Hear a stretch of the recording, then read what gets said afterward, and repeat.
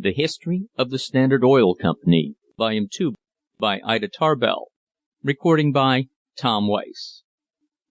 Chapter 9. The Fight for the Seaboard Pipeline. The project for a seaboard pipeline to be built by the producers, and to be kept independent of Standard capital and direction, had been pushed with amazing energy. Early in the fall of 1878, General Haupt reported that his right-of-way was complete from the Allegheny River to Baltimore. Contracts were let for the telegraph line, and preparation begun to lay the pipe.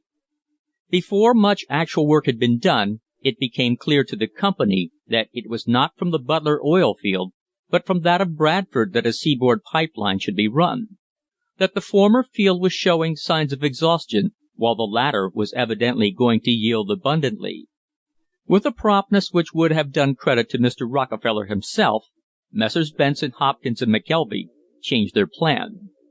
The new idea was to lay a 6-inch line from Rixford, in the Bradford field, to Williamsport on the Reading Railroad, a distance of 109 miles. The Reading, not having had so far any oil freight, was happy to enter into a contract with them to run oil to both Philadelphia and New York until they could get through to the seaboard themselves. In November 1878, a limited partnership called the Tidewater Pipe Company was organized, with a capital of $625,000 to carry out the scheme. Many of the best-known producers of the Oil Regions took stock in the company, the largest stockholders being A. A. Sumner and B. D. Benson. The first work was to get a right-of-way. The company went at the work with secrecy and dispatch. Its first move was to buy from the Equitable Pipe Line, the second independent effort to which, as we have seen, the Producers' Union lent its support in 1878, a short line it had built, and a portion of a right-of-way eastward which Colonel Potts had been quietly trying to secure. This was a good start, and the chief engineer, B. F. Warren, pushed his way forward to Williamsport near the line which William Potts had projected.